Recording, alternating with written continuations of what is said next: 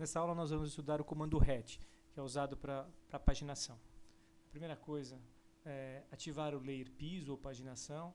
Nós vamos usar uma espessura fina, 0.05, e uma cor, um cinza.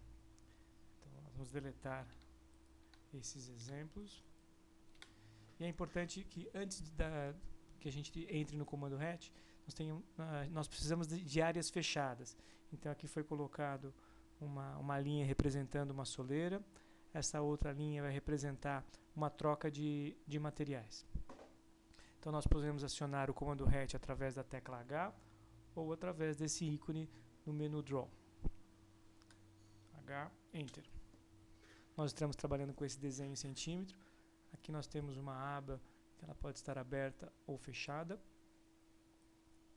Inicialmente nós vamos determinar o tipo de piso. Nós temos dois grupos, o Predefined e o User Defined.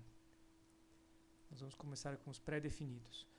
Depois nós podemos escolher o tipo através de textos ou através de desenhos.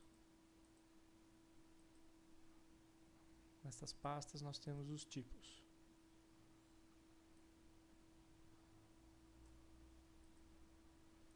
Vamos escolher esse. Ok. Aqui nós temos a informação do ângulo e da escala.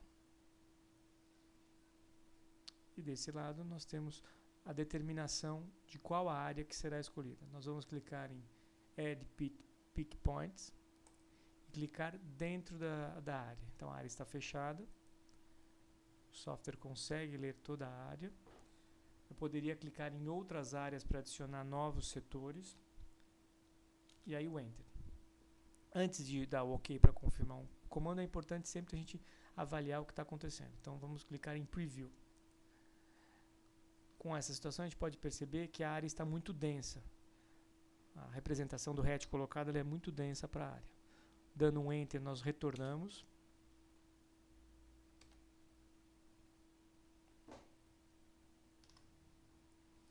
E aí nós podemos trocar a escala.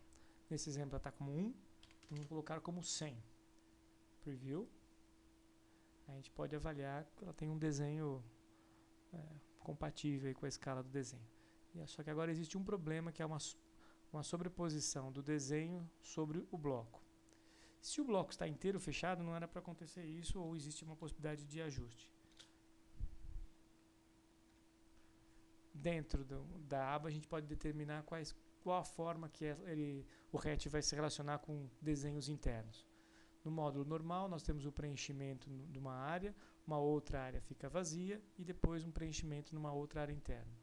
Nesse exemplo do vaso sanitário a gente vai usar essa situação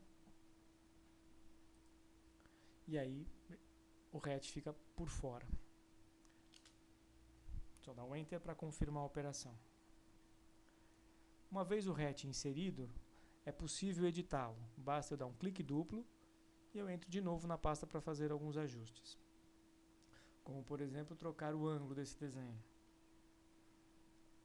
Vou colocar 45 graus. 90 graus. Ou trocar o desenho. Vamos colocar um outro desenho. Nesse caso, a escala de 1 para 100, a escala de 100 para ele ficou muito grande. O desenho quase não, só aparece uma linha. Então eu vou voltar no desenho e trocar para 50. Ainda é grande. 10. 5. Uma vantagem desse desenho é que são desenhos mais elaborados. Porém, é necessário medir a distância do desenho para acertar o valor exato da escala.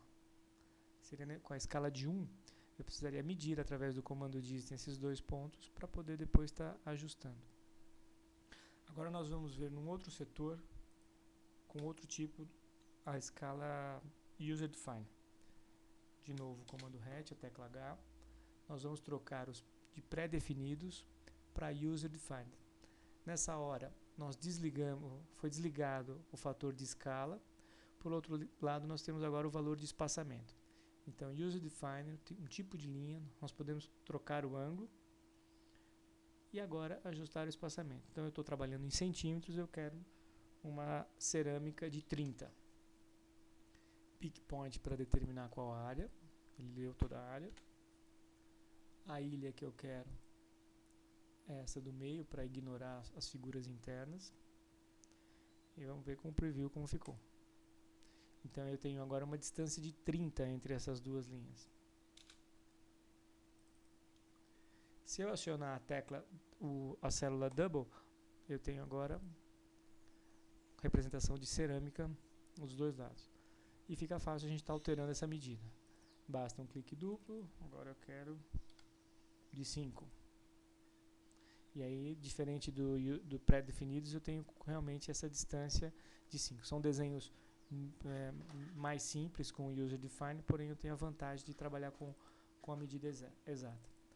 Voltando para 30, eu posso também determinar o ponto inicial da paginação. Eu vou escolher esse ponto. Então, para alterar o ponto inicial da paginação, por onde seria o início do assentamento, eu clico nessa caixa Hatch Origin.